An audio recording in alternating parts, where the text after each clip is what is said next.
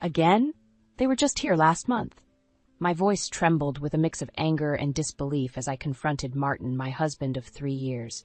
Martin, with his typical dismissive wave, dropped his briefcase by the door. "Evelyn, they're my parents. They want to see Lily, and it's only for a couple of weeks."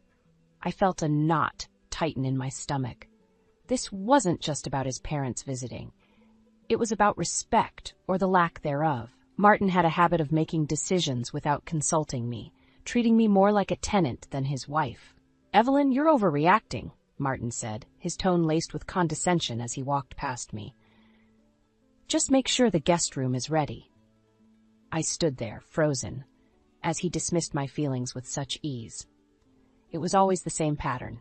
His parents, Miriam and Gerald, would arrive, turning our home upside down, leaving me to cater to their every whim, while Martin buried himself in work, conveniently absent. As I prepared the guest room, my mind raced with resentment. I thought back to the days before we were married, when Martin was considerate and kind.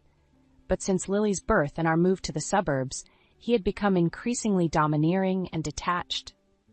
The next morning, I heard the familiar rumble of Miriam and Gerald's car in the driveway. I plastered a smile on my face as I opened the door. "Good morning, Miriam. Geraldcom?"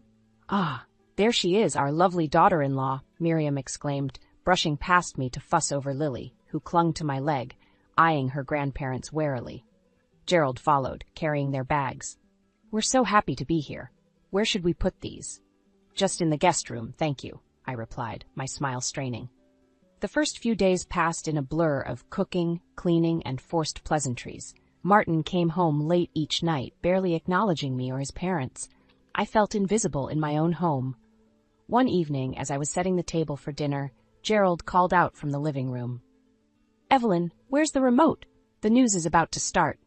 "It's right there on the coffee table, Gerald," I replied, trying to keep the irritation out of my voice. Miriam chimed in. "Evelyn, dear, could you bring us some tea? Gerald loves your tea." Suppressing a sigh, I nodded and headed to the kitchen. As the water boiled, I could hear them laughing and chatting in the living room, a stark contrast to the silence that filled the rest of the house. That night, after everyone had gone to bed, I found myself sitting in the dark kitchen, a cup of untouched tea in my hands. Tears streamed down my face as I realized how lonely and unappreciated I felt. I missed the partnership I thought I had with Martin, the love that seemed to have evaporated since Lily's arrival. I wiped away my tears, a resolve building within me. I couldn't continue living like this, invisible and unheard. I needed to find a way to make Martin see me, to acknowledge my feelings. But deep down, I feared that the man I had married was gone, replaced by this cold, indifferent stranger. As I headed to bed, I made a silent vow to myself. I wouldn't let this go on any longer. I had to find my voice again, for my sake and for Lily's. The days turned into a monotonous blur with Miriam and Gerald's presence in the house. Their demands grew each day, yet Martin remained oblivious to the mounting pressure on me. I felt like a puppet, dancing to their every whim, my own needs and desires shoved aside. One particularly grueling evening, as I cleared the dinner plates while everyone else lounged in the living room, Martin's voice sliced through the air. "Evelyn, did you remember to pick up my dry cleaning?" I paused, the weight of the plates heavy in my hands. "No, Martin, I couldn't. I had to take Lily to her doctor's appointment today." A huff of annoyance came from him. "You could have gone after that. I needed that suit for tomorrow." The room fell silent, the tension palpable. Miriam and Gerald exchanged glances, an unspoken judgment passing between them. I felt a surge of anger, but I bit back my retort. This wasn't the time. The next morning, I found Martin in the kitchen, his demeanor icy. "We need to talk about your attitude, Evelyn," he began, his tone patronizing. "My attitude?" I echoed, incredulity lacing my voice. "Yes, you're not being accommodating enough to my parents. They've noticed it too." "It's embarrassing," he said, fixing me with a cold stare. I felt a rush of frustration. "Martin, I'm doing everything I can. I'm taking care of Lily, the house, your parents." He cut me off with a wave of his hand. "That's what you're supposed to do. You're the woman of the house. My parents shouldn't feel unwelcome." His words stung, a stark reminder of how little he valued my efforts. I wanted to scream, to make him see how unfair this was, but I knew it would only fall on deaf ears. As the days passed, my resolve hardened. I couldn't let Martin and his parents treat me like this any longer. I began to plan, to think of ways to stand up for myself, to reclaim my dignity. The opportunity came unexpectedly. One afternoon, while Martin was at work and Miriam and Gerald were napping, I received a phone call from my old friend Laura. "Evelyn, how have you been? I feel like it's been ages since we last talked." Laura's voice was a balm to my frayed nerves. "Laura, it's so good to hear your voice," I replied, my voice heavy with emotion. We talked about everything and nothing, and for a brief moment I felt like my old self again. Then Laura's tone shifted. "Evelyn, there's something I need to tell you. It's about Martin." My heart skipped a beat. "What about him?" "I saw him the other day with someone. A woman. They seemed close. More than just colleagues." The room spun around me as Laura's words sank in. A sickening feeling settled in my stomach. Could Martin be having an affair? "I'm sorry, Evelyn. I thought you should know," Laura added softly. The call ended, but her words echoed in my mind. The pieces began to fall into place. The late nights, the detached behavior, the lack of intimacy. I was faced with a harsh truth. My marriage was a sham, and I had been living in a fool's paradise. But I wasn't going to be the victim any longer. I would confront Martin, demand the truth, and if he was indeed betraying me, I would make him pay for every tear, every moment of pain he had caused me. That night, I lay in bed, my mind racing with plans of confrontation and revenge. I would no longer be the silent, suffering wife. It was time for Martin to see the strength he had underestimated in me. The days following Laura's revelation were a tempest of emotions. I observed Martin with a new lens, each of his dismissive remarks and arrogant gestures fueling my growing resentment. The man I once loved had become a stranger, his facade now transparent to my scrutinizing eyes. One evening, as I prepared Lily's dinner, Martin sauntered into the kitchen. "Evelyn, my parents are thinking of extending their stay. You don't mind, do you?" His question, so casually delivered, was a clear testament to his disregard for my feelings. "Extend their stay?" I repeated, my voice steady despite the turmoil inside. "Martin, don't you think they've stayed long enough?" Martin's face hardened. "What's that supposed to mean? They're my parents. You should be more welcoming." I turned to face him, my frustration reaching its boiling point. "Welcoming? Martin, I've been nothing but accommodating. But this is our home too. I have a say in this." He scoffed. "Your say? Look, Evelyn, you're the wife. It's your duty to take care of the household. My parents staying here shouldn't be an issue." His words struck a nerve. "Duty? Is that all I am to you? A caretaker?" Martin's eyes narrowed. "Don't start with this nonsense, Evelyn. You're being irrational." "Irrational?" I could feel my voice rising, the pent-up anger and hurt pouring out. "I'm the one being irrational? What about your late nights, your secret rendezvous? Are those rational?" For a moment, Martin seemed taken aback, but he quickly regained his composure. "What are you talking about?" "Don't play dumb, Martin. I know about the other woman. Laura saw you." His face went pale, then flushed with anger. "You're spying on me now? How dare you?" "I'm not spying. I'm opening my eyes to the truth. The truth you've been hiding from me," I shot back, my resolve strengthening. Martin took a step closer, his voice low and menacing. "Listen, Evelyn, you better watch your tone. You have no idea what you're talking about." But I wasn't intimidated.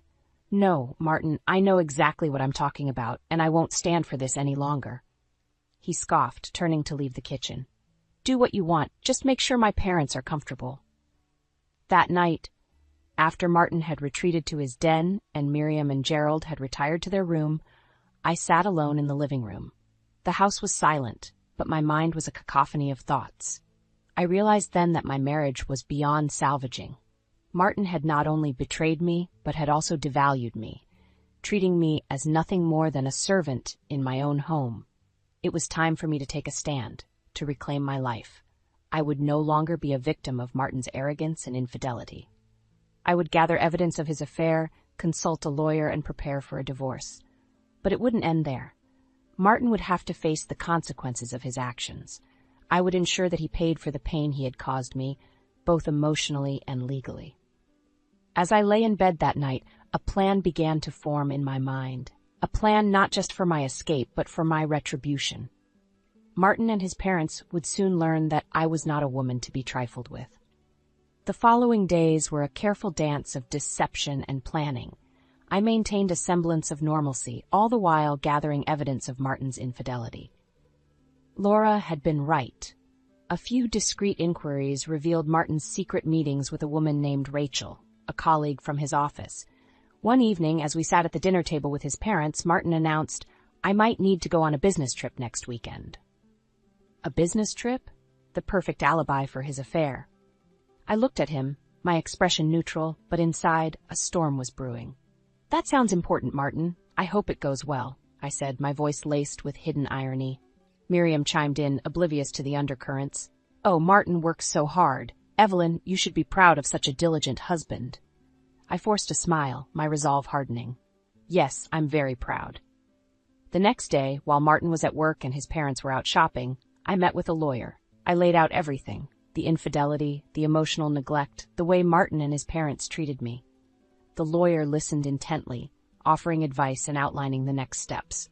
"You have a strong case, Evelyn, especially with the evidence of the affair," he said, his tone professional yet sympathetic.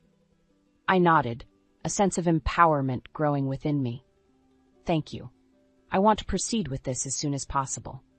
That night, I lay in bed, the plan crystallizing in my mind. I would confront Martin, but not yet. First, I would ensure everything was in place for the divorce.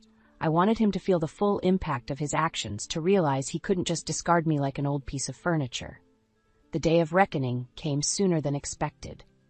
On Friday, as Martin prepared for his supposed business trip, I found the proof I needed, a receipt for a romantic getaway at a luxury resort, tucked carelessly in his coat pocket. That evening, with Martin's parents in the living room and Lily asleep, I confronted him. "Going on a business trip, Martin, or should I say a romantic getaway with Rachel?" Martin froze, the color draining from his face. "Evelyn, how did you?" I waved the receipt in front of him. "You're not as clever as you think, Martin. I know everything." For a moment he seemed lost for words. Then his expression hardened. "You've been snooping around, haven't you? You're pathetic." "Pathetic?" The word echoed in my mind, fueling my anger. "No, Martin. What's pathetic is you sneaking around, betraying your family. But I'm done playing the dutiful wife. I'm filing for divorce."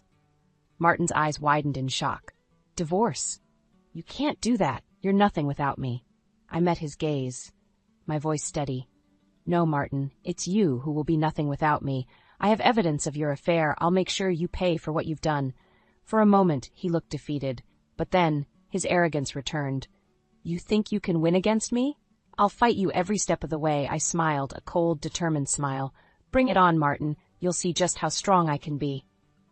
As I left the room, Martin's stunned silence was a victory in itself. But this was just the beginning. The real battle was about to start.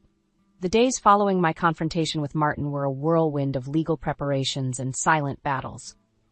Martin's demeanor had shifted. He oscillated between anger and a feigned indifference, but I could see the underlying panic in his eyes. The weekend arrived, and with it, an unexpected development. Martin's parents decided to extend their stay, unaware of the storm brewing beneath the surface of our seemingly calm household.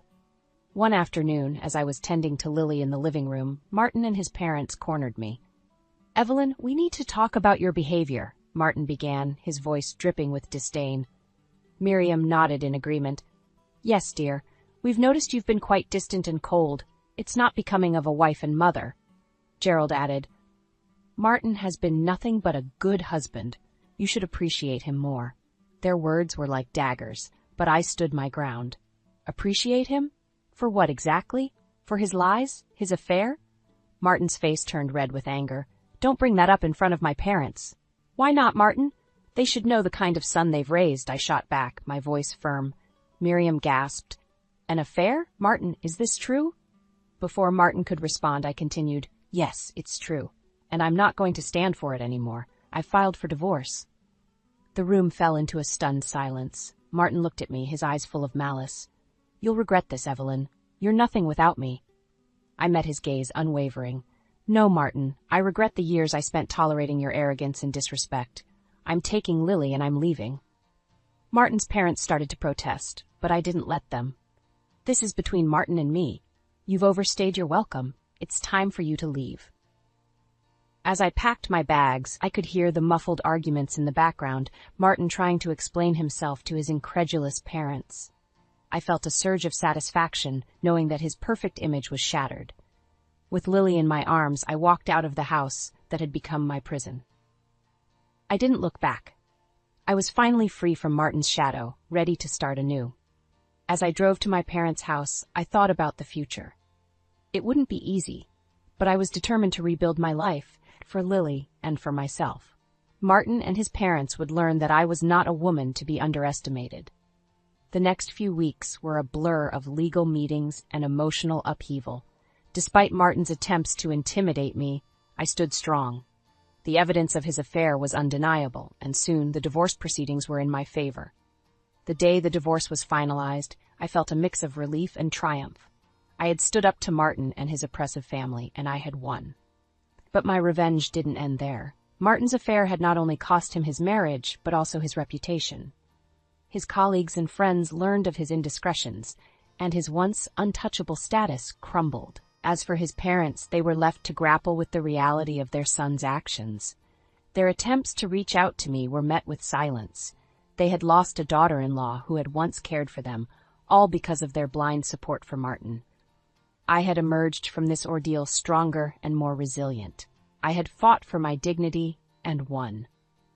And as I looked at Lily, playing happily in her grandmother's arms, I knew that I had made the right decision. For the first time in a long time, I felt hopeful about the future. I had closed a painful chapter in my life, and a new one was just beginning. In the months following the divorce, my life underwent a transformation. The chains of a loveless marriage had been broken, and in their place, I found a newfound sense of freedom and self-worth. With Lily by my side, I started to rebuild our lives, piece by piece. One day, as Lily played in the garden of my parents' home, I received a phone call that marked the final chapter in my saga with Martin. It was Laura, her voice a mix of shock and concern. "Evelyn, have you heard about Martin?" "No. What happened?" I asked, a sense of foreboding settling over me. "He's lost his job. After the divorce and the affair came to light, his company let him go. And it gets worse. He's been struggling financially. The alimony, the legal fees, it's all caught up with him." I paused, absorbing the news. A part of me felt a pang of vindication, but it was overshadowed by a sobering realization of the consequences of his actions. "And his parents?" I found myself asking. "They're in a tough spot, too," Laura continued. "Without Martin's support, they've had to downsize. It seems they're finally understanding the repercussions of their behavior." I ended the call with a heavy heart. Despite everything Martin had put me through, I found no joy in his downfall. It was a stark reminder of how one's actions could have far-reaching consequences. In the weeks that followed, I focused on Lily and our new life. We spent our days surrounded by the love and support of my parents, who had welcomed us with open arms. One afternoon, as I watched Lily play, my mother sat beside me. "Evelyn, you've grown so much through all of this. You're strong, my dear, stronger than you ever realized." I smiled, squeezing her hand. "Thanks, Mom. It's been a hard road, but I've learned a lot about myself." "And Lily is thriving," she added, watching her granddaughter with a tender gaze. "She's happy, and that's what matters most." As the sun began to set, casting a warm glow over the garden, I reflected on the journey that had brought me here. The pain, the betrayal, the fight for my dignity, it had all led to this moment of peace and contentment. I knew there would be challenges ahead, and questions from Lily about her father as she grew older. I would face them head-on, with honesty and strength. For now, I was content in the knowledge that I had stood up for myself and my daughter, and we had emerged stronger for it. I looked at Lily, her laughter ringing through the air, and I felt a surge of hope. Our future was unwritten, a blank canvas ready to be filled with new memories and experiences. And for the first time in a long time, I looked forward to seeing what each new day would bring.